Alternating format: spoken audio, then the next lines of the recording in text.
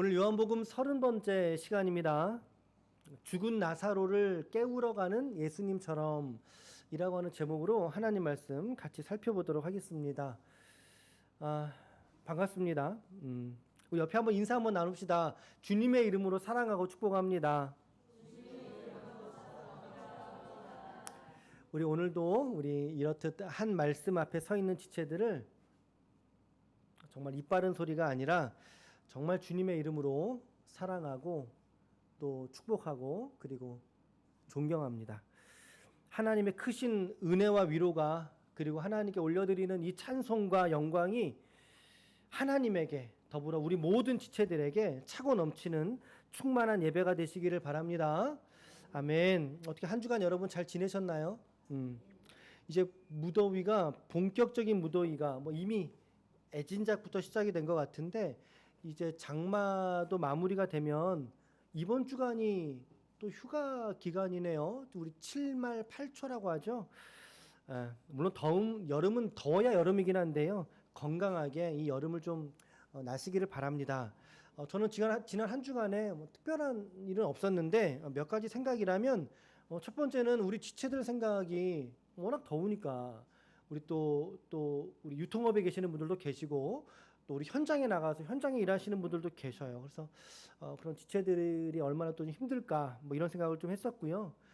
두 번째는 저희 교회 우리 유튜브 채널 안에 이제 쇼츠라고 하는 게 있어요. 그걸 좀 미디어 사역, 미디어의 선교 사역의 일환으로 쇼츠를 좀 만들고 있습니다. 그래서 좀 잘 되면 좋겠다 이런 생각을 해봤고요. 또 세 번째는 요새 예레미야 말씀 묵상하고 있는데 말씀이 쉽지는 않은 것 같아요. 그래서 우리 새벽에 늘 들어오시는 분들이 이게 좀 어렵지 않을까. 예레미야 말씀이 어렵다 보니까 그래서 어떻게 하면 이 말씀을 좀 더 쉽게 좀 설교할 수 있을까. 그런 좀 애를 좀 쓰고 있습니다. 그래서 이런 좀 몇 가지 생각들을 하면서 한 주간을 좀 보냈어요. 우리 지체들도 분명 분주하셨죠. 분주한 삶이겠지만 그 안에서 여러분 힘내시고 특별히 말씀과 기도에 헌신할 수 있는 그런 지체들의 삶이 될 수 있기를 축복합니다. 특히나 우리 지체들에게 정말 좋은 소식이 들려오기를 간절히 바라요. 정말 좋은 소식들이 여기저기에서 들려올 수 있도록 또 저희 내외와 함께 교회가 함께 하겠습니다. 함께 기도하면서 우리 또 어려운 시기를 또 믿음으로 잘 나시길 바랍니다. 주 안에서 힘내십시오. 옆에 한 번 더 인사합시다. 주 안에서 힘내세요. 시작. 주 안에서 힘을 좀 내세요. 힘내세요. 그래서 우리 찬양 중에 힘을 내세요 그 찬양 있죠. 우리 강사님한테 신청곡을 한번 좀 요청해 봐야 되겠네요. 우리는 지난 2주간에 걸쳐서 지난주 그 전주까지 우리 시편 23편을 함께 우리가 말씀을 묵상했습니다. 한 주는 대표 말씀으로 이제 도입을 해드렸고 지난주에는 23편을 같이 6절에 대한 말씀을 묵상을 했었어요. 지난주 설교 제목 기억나시나요? 그래 맞습니다. 님과 함께라면 나는 좋아. 그래 어떻게 좀 이 말씀 붙드시면서 기도해 보셨나요? 세 가지의 기도 제목을 우리 지난 한 주간의 기도 제목으로 여러분들에게 제가 제안을 해드렸습니다. 첫 번째 기도 제목은 뭐였습니까? 시작. 믿음을 내 삶의 자리에서 드러내게 하소서. 믿음을 내 삶의 자리. 이 말은 뭐냐면 내가 경험한 나의 언어로 신앙의 고백이 나타나야 된다라는 거죠. 학습된 거 그거 말하는 건 그렇게 중요하지 않아요. 왜? 학습받은 건 누구나 배우면 다 그렇게 똑같이 말할 수 있으니까 토시도 안 틀리고 똑같이 말할 수 있어요. 그런데 그가 경험한 고백이 아니면 경험한 그의 삶의 자리에서의 고백이 아니면 의미가 없다는 거죠. 의미가 없다는 거죠. 두 번째, 푸른 풀밭과 맑은 물가로 인도하시는 하나님의 신실하심에 기대는 인생이 되게 하소서. 하나님의 신실하심이 여전히 여러분들의 인생 가운데 흐르고 있는 줄로 믿습니다. 하나님은 여러분들을 포기하지 않습니다. 우리의 인생을 바꾸어 주시고 역전하시고 새롭게 하시는 분이신 줄로 믿습니다. 그 신실하심에 기대는 인생이 될 수 있도록 그렇게 우리가 한 주간 기도하신 줄로 알아요. 마지막 세 번째는 지난주 이런 기도 제목이었어요. 같이 함께 읽을까요? 시작. 지나는 고통 속에서도 함께 하시는 하나님과 성실한 하루로 살아가게 하소서. 참 지나는 고통이 우리 성도들의 인생 가운데 있다라는 거죠. 맞아요. 있다라는 거죠. 우리 성도의 인생 가운데 이 고난과 또 그리고 이 고통의 문제가 없을 수 없습니다. 때로는 여러분 하나님이 허용하시는 고통도 있다는 것을 우리가 알겠대요. 우리의 물론 뭐 일상 안에서 나의 실수나 잘못 때문에 내가 지나가야 될 어떤 고통의 시간들도 물론 있을 수 있는데, 그런데 때로는 하나님이 내 영혼을 위해서 주시는 고통의 시간들, 예를 들면 우리가 지난주에 시편 23편의 4절 말씀 같이 함께 읽어볼까요? 4절 말씀 준비됐을 텐데요. 시작. 내가 사망의 음침한 골짜기로 다닐지라도 해를 두려워하지 않을 것은 주께서 나와 함께 하심이라. 주의 지팡이와 막대기가 나를 안위하시나이다. 지난주에는 해설할 때 이 단락은 좀 넘어갔었는데요.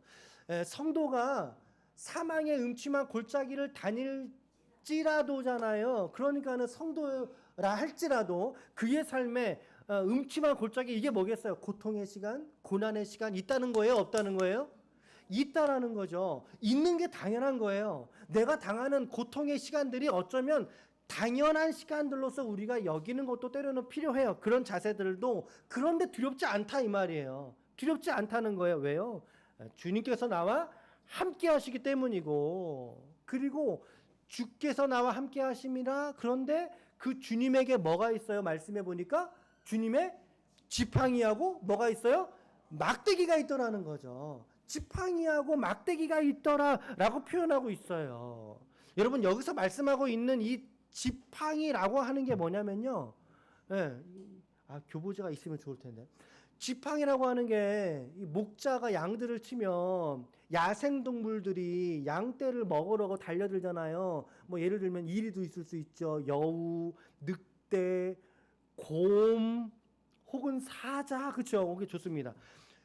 그러면 그 무리들을 어떻게 해야 되겠습니까? 야생동물들을 가만히 먹으라고 둬야 됩니까? 목자가? 아니죠. 가서 이제 싸워야 될 거 아니에요. 그럴 때 쓰는 도구, 무기. 그러니까 지팡이는 무기예요. 무기. 그러니까 목자가 자기 생명을 담보로 내두르는 무기. 지팡이. 그러니까 하나님은, 그러니까 목자는 지팡이를 가지고는 양떼를 때려요, 안 때려요? 때릴 수 있는데 안 때리죠. 지팡이의 용도는 그게 아니에요. 양을 죽이라고 때리는 게 아니라 다가오는 악한 세력들을 물리치는 용도인 거죠. 자, 그러면 이제 또 하나가 막대기가 있잖아요. 막대기. 양은 아주 극심한 근시안이라 그래요. 근시안. 그러니까 바로 앞에가 아니면 보질 못하는 거죠. 그래서 주로 양은 청각이 많이 발달되어 있다 그래요. 그래서 양이 누구의 음성을 알아듣는다고요?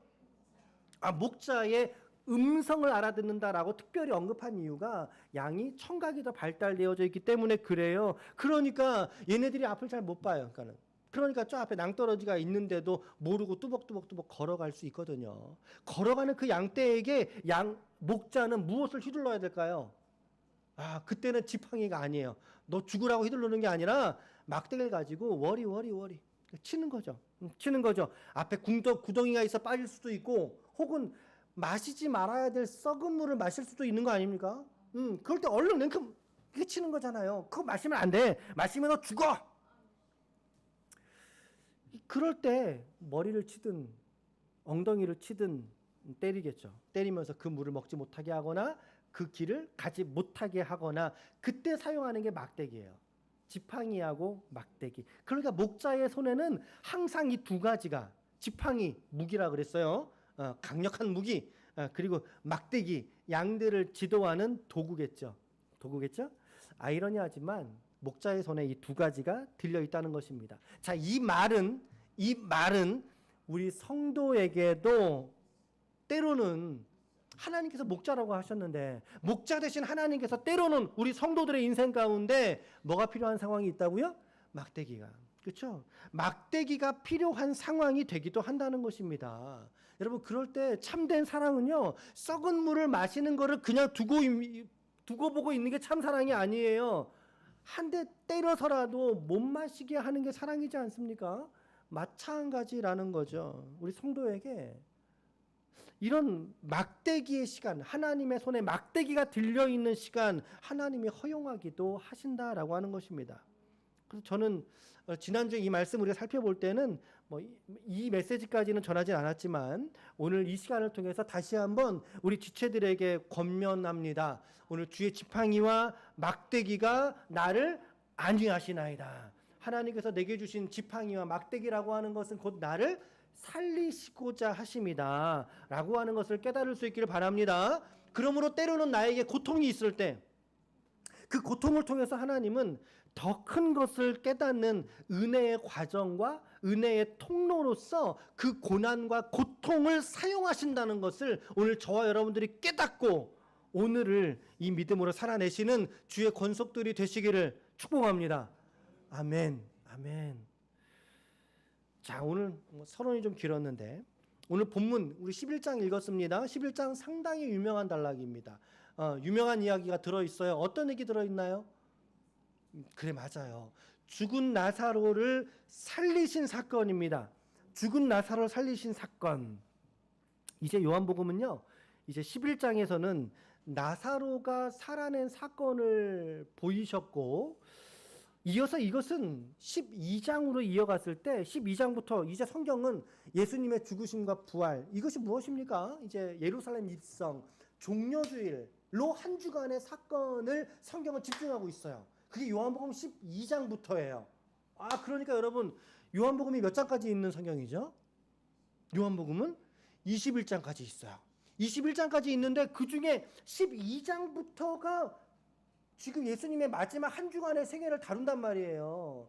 그러니까 요한복음에 집중되는 것은 예수님의 마지막 한 주간인 그의 고난과 죽으심과 부활이라고 하는 것을 우리에게 보여주고 있어요. 바로 이 죽으심과 부활로 이어지는 브릿지, 다리와 같은 역할을 하고 있는 게 오늘 본문의 이야기인 거예요. 11장의 이야기가.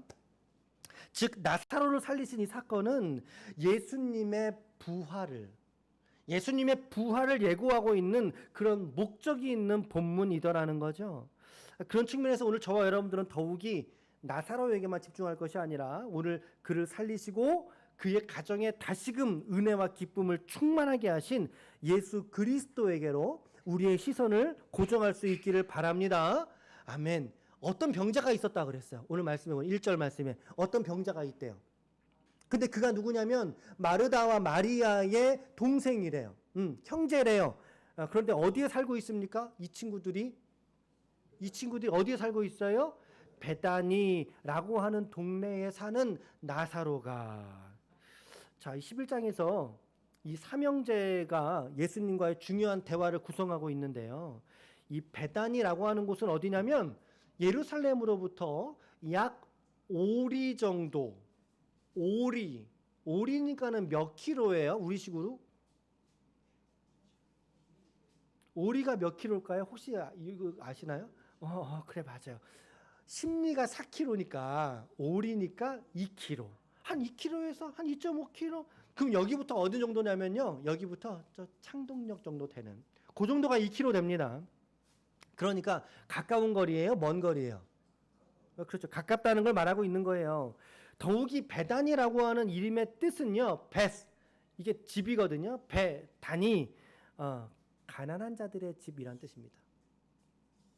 그러니까 동네가 가난한 자들의 집이라는 의미. 우리가 지금도 소록도 이러면 어때요? 소록도 이러면 우리 역사 속에 한센병 환자들을 격리했던 장소잖아요. 그러니까 그 이름을 들으면 그 지역에 사는 사람들의 특성이 어떠한지를 생각해 볼 수 있다는 얘기죠. 자, 그런데 이 이름 자체가 가난한 자들의 집이라고 하는 의미라면 오늘 이 일남 이녀의 나사로가 남성이고 2명이 여성이니까 일남 이녀의 이 3남매가 사는 그들의 생활 수준이 높다는 거예요? 낮다는 것입니까? 그래, 맞아요. 낮다는 얘기입니다. 가난하고 소외된 자들의 대명사로서 베단이라고 하는 지역이 특정되고 있습니다. 바로 거기에 지금 이 가난하고 소외되고 사회적으로 열애된 자들이 집단촌으로 구성하고 살고 있는 그 지역이 베단인데, 그 지역에 바로 예수님의 사랑하는 남매들이, 형제들이 살고 있어요. 사랑하는 지체들이 있으니 바로 나사로와 마르다와 마리아라고 하는 지체들입니다. 그러니까 이들이 부유하지 않는다는 것은 그 정도는 우리가 추측해 볼 수 있습니다. 그 정도의 내용을 추측할 수 있습니다. 심지어 여러분, 나사로 이러면 여러분들은 나사로 앞에다가 무슨 두 글자 붙이지 않습니까? 무슨 나사로 이렇게 부르지 않으세요? 우리가 흔히 알고 있는 죽은 나사로 말고, 죽은 나사로 말고 그 앞에다가 거지 나사로 안 들어보셨어요? 거지 나사로 안 들어보셨어요? 나만 많이 들어봤나 보구나. 이게 누가복음 16장에 나사로가 거지로 나와요. 그래서 우리는 거렁뱅이, 거지 집안 이렇게 생각하는데 그거 오해고요. 왜 그러냐면 누가복음 16장에서 예수님께서 말씀하셨던 거지 나사로는요, 이제 부자와 비교되잖아요. 예수님께서 이제 비유하는 가운데에 상정한 상상의 인물이에요. 거지 나사로가 있다고 하자, 이런 얘기인데 우리는 그런 거를 역사 안에 있는 실제 나사로가 거지라고 오해하고 있는 사람들이 상당히 많이 있어요. 그러니까 여러분들 이런 건 좀 주의하셔야 됩니다. 이 사람 거지 아니에요. 거지 아니에요. 그 예수님의 비유에서 등장했던 상상의 인물을 말한 거다. 오늘 본문의 인물과 다른 인물이라는 것입니다. 자, 이 가정에 지금 큰 일이 났어요. 사단이 났어요. 지금 나사로가 죽어가고 있는 겁니다. 3절 말씀 보세요. 3절에 시작. 이에 그 누이들이 예수께 사람을 보내어 이르되 주여 보시옵소서, 사랑하시는 자가 병들었나이다. 나사로를 성경은 예수가 사랑하는 사람이라고 번역하고 있습니다. 예수가 사랑하는 사람. 여기서 알 수 있는 것이 무엇입니까? 이 특별한 상황 속에서 이 누이들이 예수께 긴급하게 전보를 보낸 거잖아요. 자, 여러분, 이 말은 어떤 의미냐면 평소에 예수님과 이들과의 관계성이 있었다는 거예요, 없었다는 거예요? 있었다는 거죠. 아주 좋은 관계였다는 거예요. 게다가 나사로를 설명할 때 당신의 사랑하시는 자가, 나사로라고 이름도 안 했어요. 지금 당신의 사랑하시는 자가, 예수님은 즉시로 알았죠. 나사로에게 일이 생겼다고? 가까이 지낼 뿐만 아니라 공간복음에서 예수님께서 예루살렘에서 사역을 하시고 난 다음에 밤을 보내려 베다니로 나가니라, 베다니로 나가니라, 이런 구절들이 계속 나와요. 그럼 이 베다니로 나갔을 때 예수님이 어느 집에 가서 기거했을 것인가 라고 우리는 합리적인 추론을 할 수 있어요. 그 집이 누구의 집이었을까요? 그렇죠, 맞아요. 그 집이 거지 나사로 아니에요. 나사로의 집, 마르다와 마리아의 집에 함께 모여서 예수님께서 하루 일과를 정리하시고 그들과 대화 나누시고 음식을 해 드시고 그들과 대화를 나누시는 그래서 대부분은 이 베다니로 들어가셨을 때는 나사로의 집으로 이제 우리가 추측을 하는 거죠. 그러니까 상당히 긴밀하고요, 가까운 사이였다는 것을 우리가 알게 되는 거예요. 자, 그런데 말씀을 보세요. 그런데 이렇게 가까운 사이, 심지어 사랑하시는 자임에도 불구하고 그 가정 속에 지금 어떤 고통이 지금 있습니까? 그 가정 속에 뭐가 있습니까? 오라버니가 병들어 죽게 생겼는 이 고통과 고난의 일들이 주님이 사랑하시는, 그토록 아끼는 지체들임에도 불구하고 그 가정 속에 있더라는 사실이에요. 가정 속에. 오늘 우리는 하나님께 탄원할 수 있어요. 때로 원망할 수 있어요. 우리 예레미야 말씀 보는데 정말 예레미야 하나님께 원망을 해도 정말 우리가 그럴 수 있어. 정말 원망해야 돼 라고 하는 지경이죠. 우리가 주님 앞에, 주님 왜 저에게 이렇게 어려움을 주십니까? 라고 하는 기도와 탄식이 있는 지체들이 우리 가운데 있을 수 있습니다. 그렇죠? 근데 오늘 말씀을 잘 보시면 성경 속에서는 이 사랑하시는, 그것도 예수가 사랑하는 이에요. 예수가 사랑하시는 그 친구 나사로가 병들어 죽음 앞에 있는 상황을 우리가 보게 된다는 거예요. 우리는 신앙생활을 하면서 언제나 결과에 주목할 때가 너무나 많아요. 결과, 나았느냐 안 나았느냐, 결과가 중요하다라고 하나님께 말해요. 그래서 좋은 결과를 내게 달라고 기도하죠. 그러나 주님은 말씀하시는 거예요. 야, 결과는 내가 주관할 거야. 내가 알아서 할 거야. 내가 너에게 가장 좋은 결과로 인도해 줄 거야. 그러니 너는 결과가 아니라, 그 일이 어찌 될 건가에 대한 결과가 아니라, 오늘 너는 나에게 좀 주목했으면 좋겠어. 나를 좀 주목해 봤으면 좋겠어. 이 관계가 중요하다는 것을 성경이 말하고 있다는 거예요. 성경이.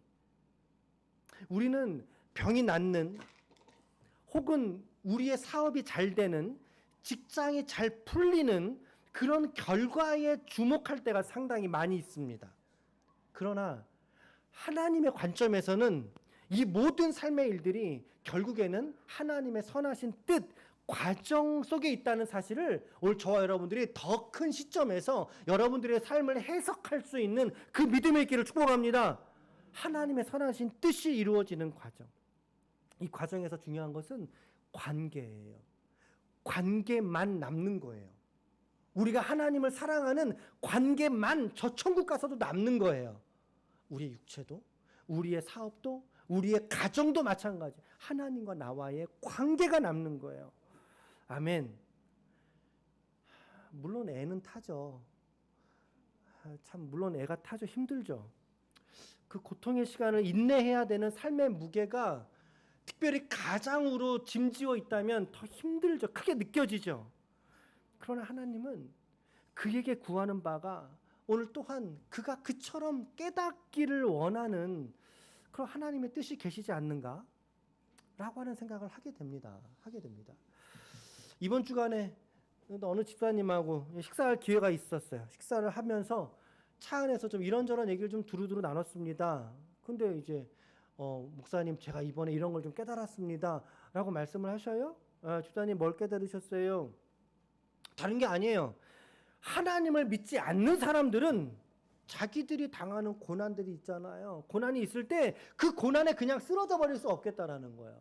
그냥 쓰러져 버릴 수 없는데, 그런데 오늘 우리는 믿는 자로서 오늘 우리는 하나님께서 나와 함께 하심으로, 아까 23편 아까 4절 말씀, 그런 말, 하나님의 목자 되심을 믿는 그 진리가 저한테 붙들려 있으니까 고통 중에, 고난 중에서도 그들처럼 아주 쓰러지지 않더라는 거예요. 아주 쓰러지지 않는 그 믿음을 깨달았습니다. 그걸 깨달으셨다는 거예요. 위로가 된다는 사실을 깨달으셨다는 거예요.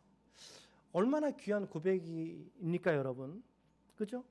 지난 수요일 날 저녁에 이제 줌 모임을 할 때, 제가 드린 말씀이 있어요. 지체들 이런 말씀 드렸어요. 우리가 세상에서 구별된다는 것, 이제 거룩함으로 구별되는 걸 말하는데, 그 구별된다는 것을 제발 술 안 먹고 담배 안 피고 이런 걸로 신자들이 세상과 구분된다는 생각 하지 말라는 말씀 드렸어요. 여러분, 그걸로 우리는 세상과 구별되는 게 아니에요. 그렇지 않아요. 그걸로 구별되지 않아요. 왜 그렇습니까? 여러분, 세상 사람들도요, 여러분, 자기 몸에, 신체 건강 관리하고 몸에 관심이 있고 그런 사람은요, 여러분, 술 안 마셔요. 술 안 마신다고요. 절제하고요. 담배 같은 거는 쳐다보지도 않아요. 그런데 그것을 오늘 우리가 나는 술 안 먹지, 난 담배 안 피지, 그러니까 나는 그리스도인이야, 천만의 말씀이라는 거죠. 결코 그것으로 우리는 구별될 수 없습니다. 그것으로 세상과 달라지지 않아요. 의외로 많은 사람들이 그것 정도를 가지고 이것을 신자들로서의 나는 구별이야 라고 생각한다. 오해입니다, 여러분. 여러분들에게 지금 술, 담배 하라는 얘기를 하는 건 아닙니다. 제 이야기는 우리를 신자로서 이 땅 가운데 구별하는 유일한 지점은 뭐냐? 바로 하나님께서 나의 인생 가운데 내 인생의 목자가 되신다 라고 하는 고백에 있는 줄로 믿습니다.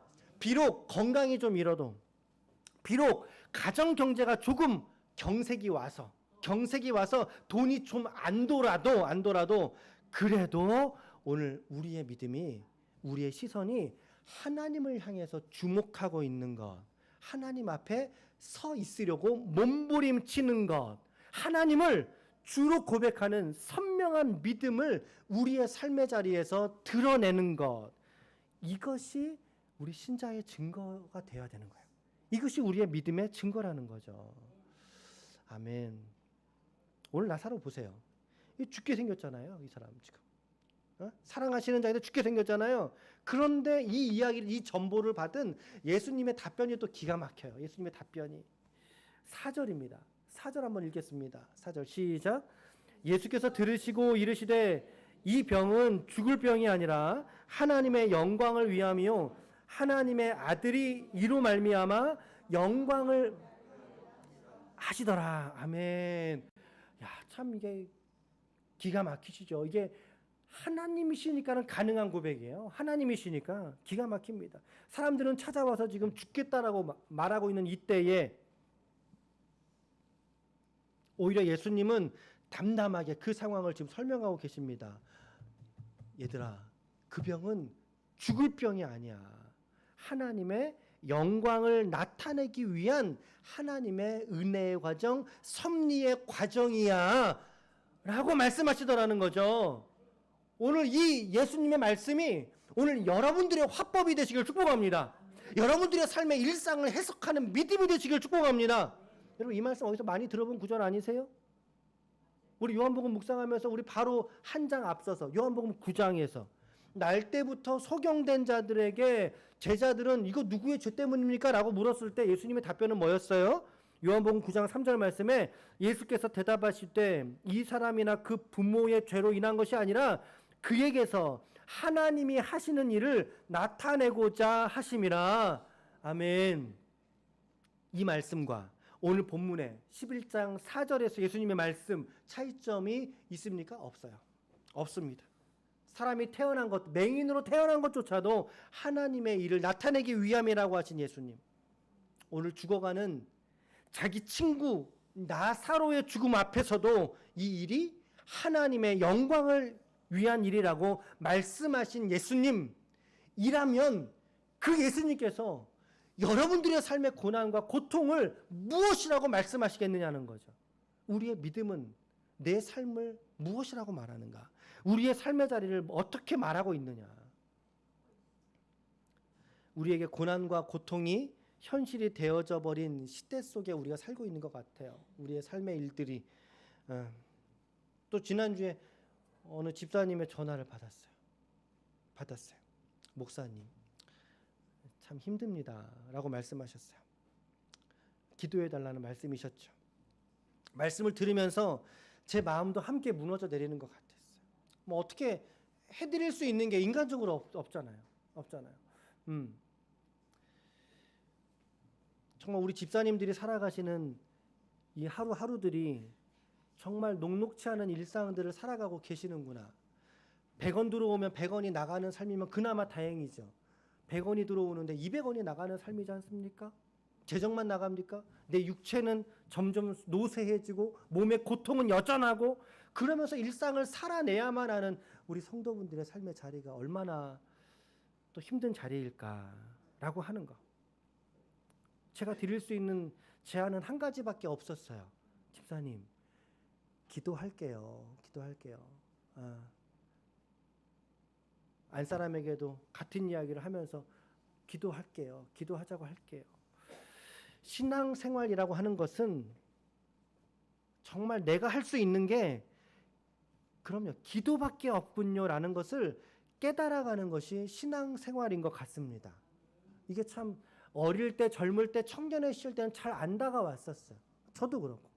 그러나 시간이 지나면서 계속 반복되어져 가는 밀물과 썰물처럼 다가오는 우리 일상 속에 정말 우리가 할 수 있는 것은, 내가 붙들 수 있는 것은 기도밖에 없군요 라고 하는 그 사실 말입니다.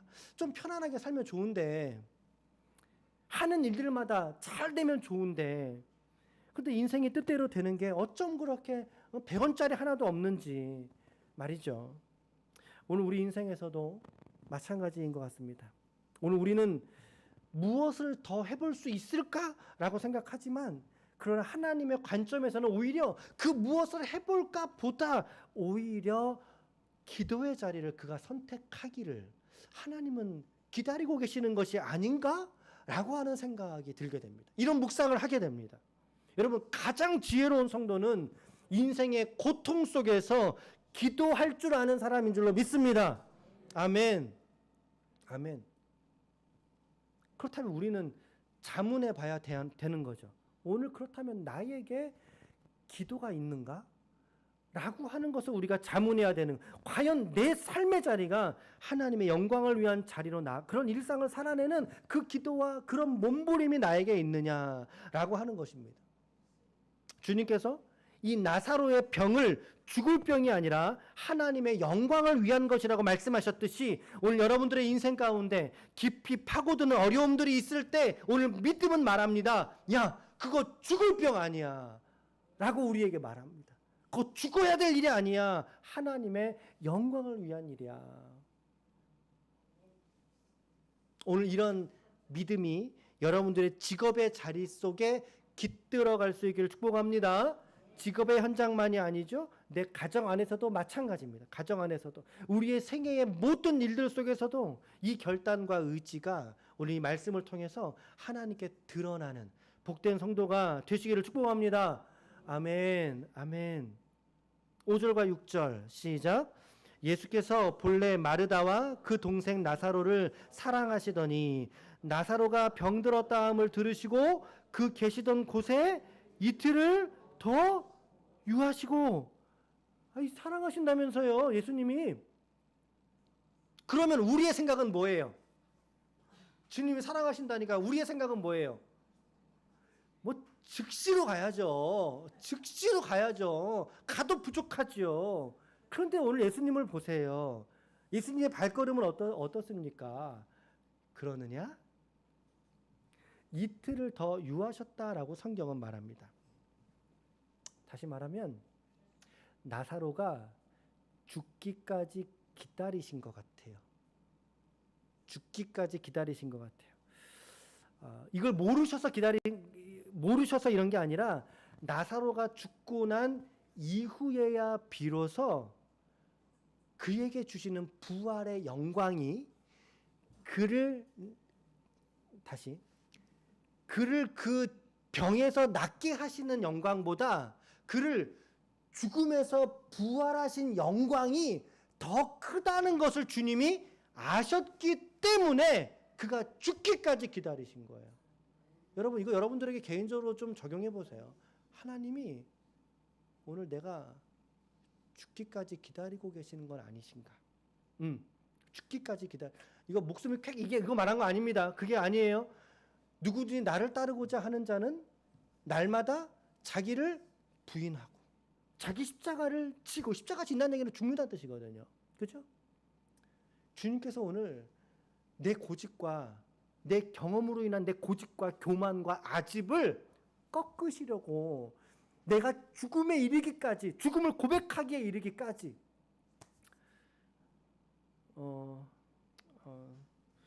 자, 이런 거 별로 안 좋아하는데 갑자기 생각이 난 말씀이 있어서 살펴보겠습니다. 갈라디아서 2장 20절입니다. 여러분 성경책을 한번 보셔요. 성경책 있는 분들은 보십시오.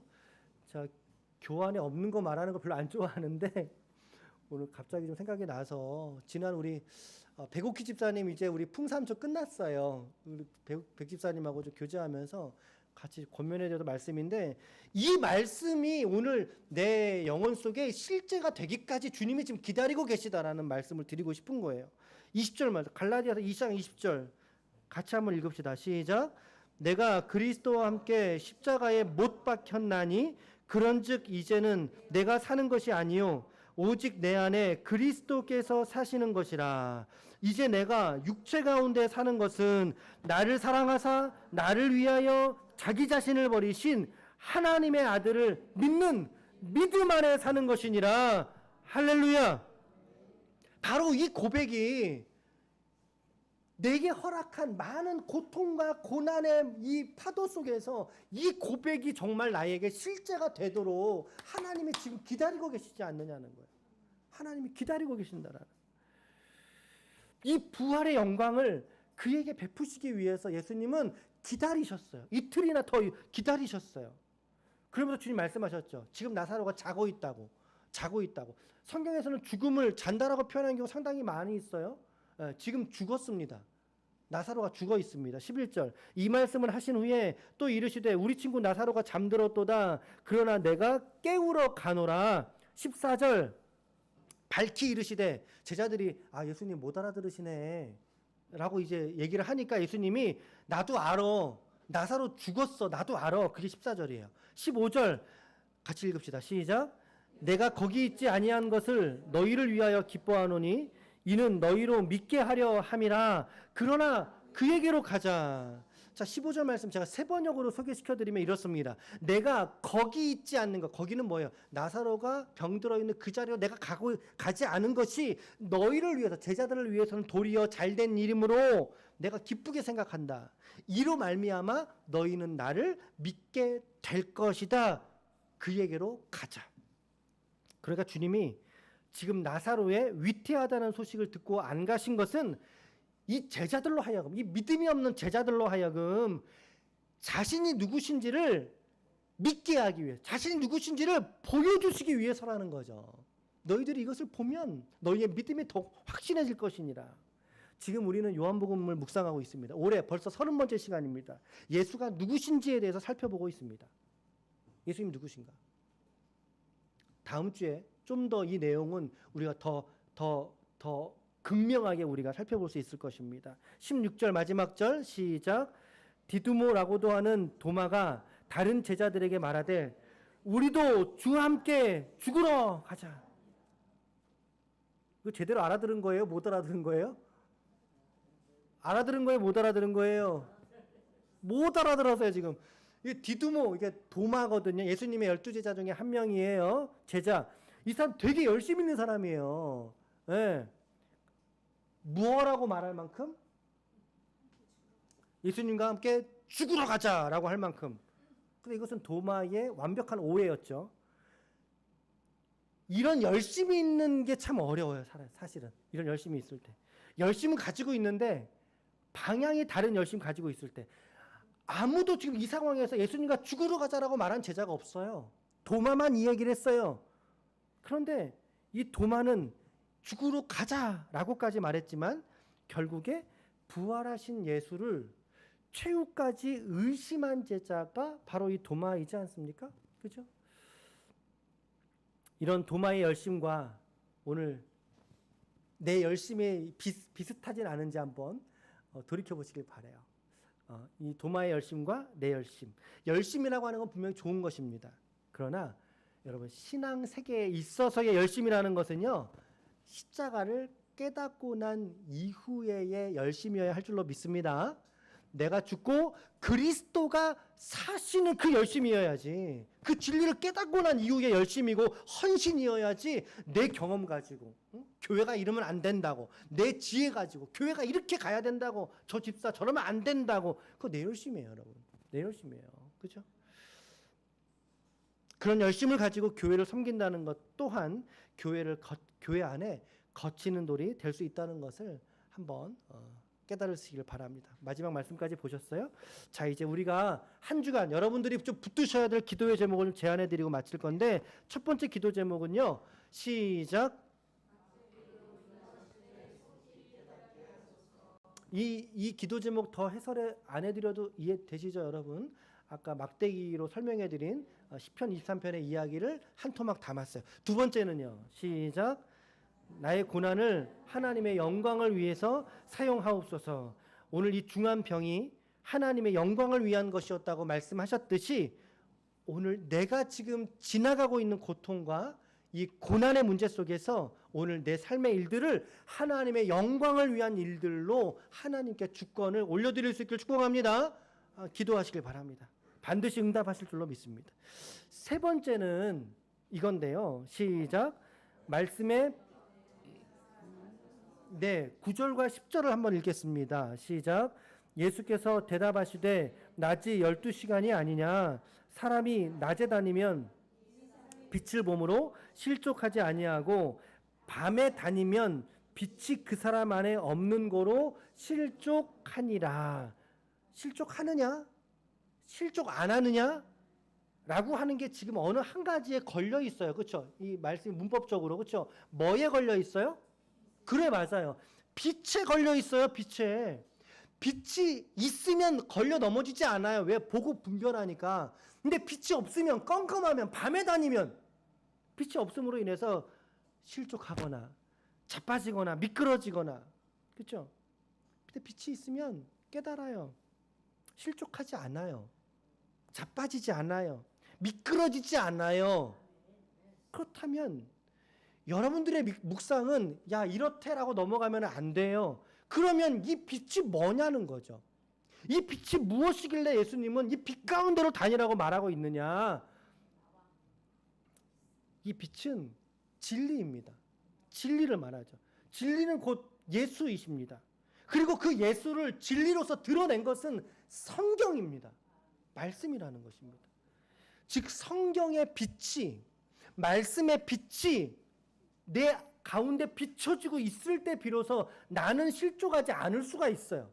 실족하지 않을 수 있어요. 물론 우리 살다 보면 시험에 들 수 있죠. 시험에 들어도 잠시 들었다가 나올 수 있는 힘이 있어요. 말씀이 있으면. 그런데 이 말씀의 빛이 없으면 어두움에 다니게 되는 미련한 사람이 되고 말더라는 것입니다. 그러므로 오늘 저와 여러분들 이번 한 주간에 주님 말씀의 빛 가운데서 생활하게 하여 주시옵소서. 붙드시는 이 내용들도 마찬가지요. 우리 날마다 우리 묵상하고 있는 우리 새벽 예배 말씀도 마찬가지예요. 마찬가지로. 말씀의 빛 가운데 생활하시기를 축복합니다. 마지막입니다. 네 번째 시작. 잠든 영혼들을 깨우는 삶이 되게 하소서. 단순하죠. 주님이 11절에 하신 말씀 때문에 그랬어요. 11절에 뭐라고 말씀하셨습니까? 끝 구절에 나사로가 잠들었다. 그러나 시작. 한 번 더, 조금 더 큰 소리로 할까요? 시작. 내가 깨우러 가노라. 나사로 이미 죽었거든요. 나사로 이미 죽어 있는 형제인데 예수님 가서 깨우러 가신대요. 자, 영예를 해봅시다. 영예를 조금 더 해본다면 죽은 나사로라고 하는 것은 영혼이 죽어 있는 사람의 상태를 말합니다. 영혼이 죽어 있는 사람의 상태. 그리고 예수님이 그를 깨우러 가노라라고 하는 이 말씀은 곧 그의 영혼을 다시 말씀 안에서 나오너라 말씀에 반응하여 살아있는 영혼으로 지체로 회복시키겠다는 말씀이에요. 이것은 곧 저와 여러분들에게 주시는 놀라운 사명의 말씀이라는 사실이죠. 주님을 믿는 우리에게도 동일하게 주시는 사명, 곧 부르심과 같다라는 것입니다. 오늘 예수님께서 죽은 나사로를 깨우러 가셨듯이 오늘 여러분들의 삶의 일상의 곁에 죽어있는 그 수많은 나사로들을 향해서 그들의 영혼을 깨우기 위하여 나아갈 수 있다면 오늘 저와 여러분들의 인생이 얼마나 복되고 고귀한 인생이 되겠습니까? 한번 주변을 돌아보십시오. 죽은 나사로와 같은 사람들이 여러분들의 눈에 시야에 보이지는 않으십니까? 죽어있는 친구, 죽어있는 가족이 보이지 않으십니까? 여러분 그들을 지금 이 시간 흔들어라도 그들을 깨우시길 축복합니다. 예수님 언제 오실지 몰라요. 속히 죽어있는 그들의 영혼을 깨우십시오. 흔들어 깨우십시오. 이것이 저와 여러분들의 오늘 부르신 사명이요 성취해야 할 명령이라고 생각합니다. 오늘 저는 설교의 제목이 죽은 나사로를 깨우러 가는 예수님처럼 오늘 우리들도 죽은 나사로들을 깨우러 갑시다. 이번 한 주간 여러분들에게 드린 이 네 가지 기도의 제목 부디 권하기는 이 네 가지 기도 제목 붙드시고 한 주간을 살아내십시오. 그런데 한 주간 살아내기가 너무 힘들죠. 날마다 말씀 안에 여러분 계셔야 됩니다. 첫 번째, 막대기로 인도하실 때 깨닫게 하소서. 깨닫는 자가 지혜로운 자입니다. 두 번째, 내가 지금 걸어가고 있는 고난과 고통을 하나님의 영광을 위해서 사용하여 주옵소서. 영광의 통로가 되게 하소서. 고난도 통로가 될 수 있어요. 세 번째, 말씀의 빛 가운데 생활하게 하소서. 빛이 있느냐 없느냐가 기준이에요. 네 번째, 잠든 영혼들을 깨우는 삶이 되게 하여 주옵소서. 라고 금주간도 비록 덥지만 금주간도 이 말씀 앞에 서 계심으로 말미암아 능히 오늘 주신 일상을 하나님 나라로 살아내시는 하나님의 거룩한 종들이 우리 권속들 모두가 다 되시기를 예수님의 이름으로 간절히 축원합니다. 아멘. 축원합니다. 아멘.